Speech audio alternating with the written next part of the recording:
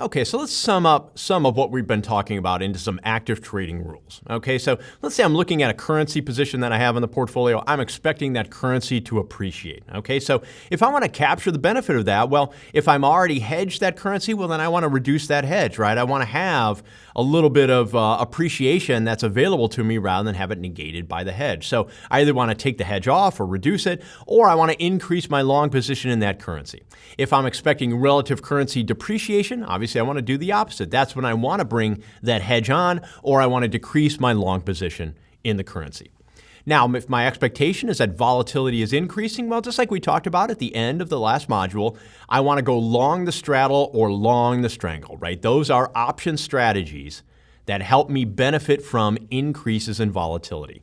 Call options and put options both increase in value as volatility increases. So if I'm able to get that strangle or that straddle in place before that volatility increases, well, then I can capture the increase in value. In other words, that currency is making a big move in one direction or the other, and I'm in position to capture that gain either with my call option or with my put option. Now, if I'm expecting volatility to go down, well, then I'm going to do just the opposite. Then I want to be the seller of that call and put option. I want to be selling the straddle, selling the strangle, because I'm going to pocket the premium for selling that put option and that call option. And if volatility goes down, that currency doesn't go anywhere, it just sits right where it's at. Then as a result, then I'm going to pocket that premium and not have a payoff that comes out of my pocket. So that premium that I sell those options for, that becomes my profit. Now, if over a period of time I'm expecting a stable market, well, then that may be a good option for me to have, or a good time for me to have a carry trade, right? If I think that things are going to be going as they have gone, well, then a carry trade should be a profitable trading strategy for me, right? When do carry trades go wrong? When we have a sudden devaluation, typically in that emerging market, developing market currency. So if we think markets worldwide are pretty stable and that's nothing that's on the horizon, well, then carry trade should be profitable in that case.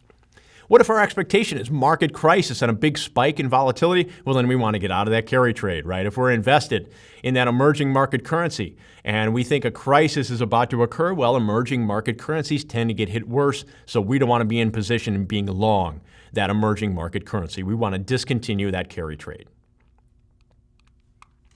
Okay, now some other things, some hints with regard to currency management. So determine which currency exposure needs to be increased or decreased. Okay, so it's easier to work with the foreign currency as the base in this consideration. Okay, when we're talking about, that's not price to book, right? Let's be very clear here. We're talking about price currency on the left, base currency on the right, with that term there. All right, so let's assume that the foreign currency is going to be the base in this discussion, okay? So assume that the statements refer to base currency unless otherwise indicated. So when you are asked this on the exam, you want to be explicit in your answer, state which currency you are referring to. But in our examples here, we're going to work through it with the foreign currency as the B, as the base currency. Okay, so if we're buying futures, forwards, or call options on the base currency, right, the foreign currency, that's going to increase our exposure to that foreign currency, or in other words, the base currency. If we're selling, that means we're decreasing. If we're buying puts, that means we're decreasing our exposure.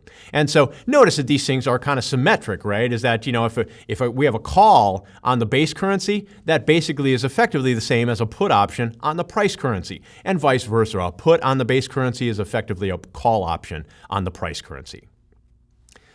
Next, remember, hedging is not free. Whatever transactions we enact in the forward market, the futures market, put option, call option market, these things are going to have a cost in one form or another. If we're talking about forwards, there's no cost initially, but remember, we have a potential of a very high opportunity cost, right? If we hedge using forwards, we've taken away our upside entirely. On the other hand, if we do it with options, well, let's take a protective put, for example, right? Remember, a protective put means we are long the underlying asset in question, but we also have a put option on that same asset, okay? It costs me money to buy that put option, right? So it has an initial cost there, which may be high. However, the opportunity cost is lower. If I have a protective put, and it turns out I bought that put for the wrong reasons, right? I thought I was worried that the value was going to go down. Instead, let's say it does the opposite, it goes up. Well, because I'm still long that asset or that currency, well, then I still have the upside. I still get that potential upside gain. So as a result, yeah, I'm paying money for that option up front, but I'm still retaining the potential upside. So as a result, it has less or lower opportunity costs. So now if I want to reduce the initial option cost, because options do cost money up front, right? We have to pay that premium. It means I have to do one of two things. I'm either reducing the downside protection, if we're talking about a protective put position, or I'm reducing the upside potential if I'm talking about buying call options, okay? So if that's the case, right, think about a protective put. I can buy put options with lower and lower strike prices. That means those put options are going to be cheaper and cheaper to buy, but it does mean my downside protection is less, right? The value of the underlying can drop further and further before my insurance kicks in, before that downside protection kicks in. On the other hand, if I'm buying call options, well, I can buy call options that have higher and higher exercise prices. Those are going to make those call options cheaper, but it reduces my upside potential, right? That price has to go higher before that call option kicks in. So the higher the strike price, the less upside potential I have.